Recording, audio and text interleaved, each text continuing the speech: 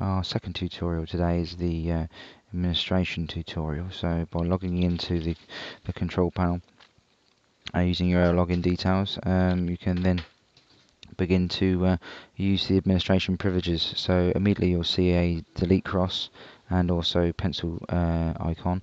These are simply to use the pencil, you rename the folder, so anything wrong with that folder name can be changed. Equally with the cross is to delete the folder and its entire contents as well. Clicking that one click obviously brings up the message to delete. Obviously today we shan't press OK, but that can be done if needed. Equally the same with the private folders here. The pencil and the cross remains for those. Another option is to use the add folder option. As an administrator, you'll be able to add additional global or private folders. So today we'll add a new folder called let's call it test folder, for example, and we'll make that a global folder. And once you hit that, you can see that test folder jumps into there. Very, very simple. But obviously going into that test folder, there isn't anything in there that's been uploaded. Same process with the add folder option. We'll untick global this time and call this a test private folder. This would then drop that test private folder again into this view here. Again, easily, nothing in there.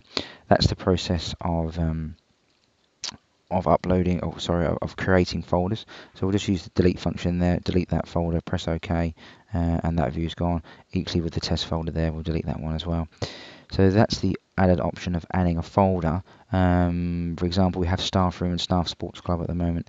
You may wish to add other folders, whichever names you wish to do so.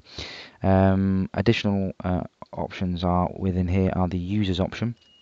This is where the administration for the users is shown. So at the moment, this is a list of all the users that can access the system. So administration, 2 Green Duck employees there, a student, a teacher, and a Year 5 set alpha person. This is to show you around this menu. For example, from here what we can do is we can either edit or create a new person. So if we create a new person and we call this person a Year 6, give them a password, and then if we choose from here, we choose their root folder. And now we would obviously choose it being Year 6. We choose them to be in the general Year 6, which means they can see everything that's in the general Year 6 information folder, and also all the sub any of the subfolders as well.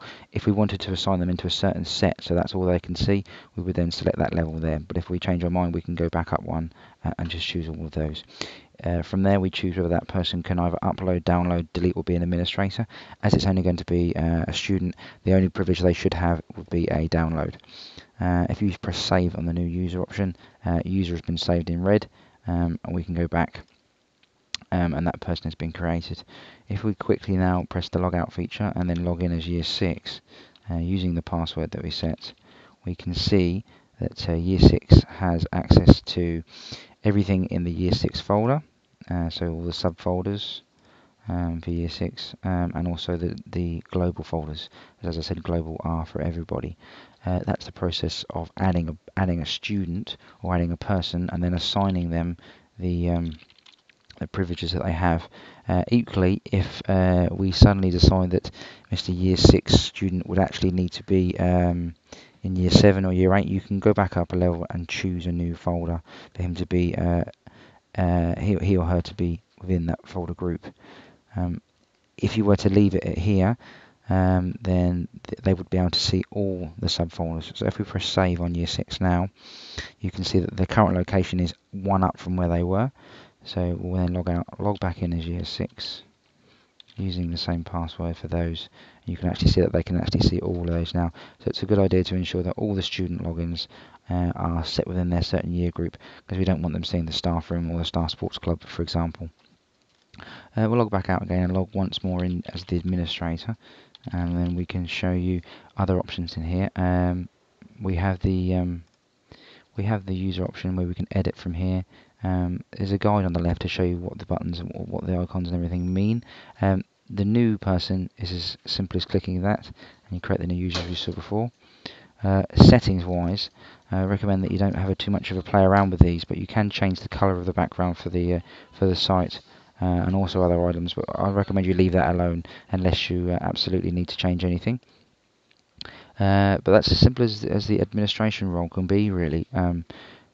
It's a case of ensuring that you know where you're assigning the child's role, the student's role, and then from there, ensuring they have access to everything they need. Bearing in mind that obviously the global folders are for everybody.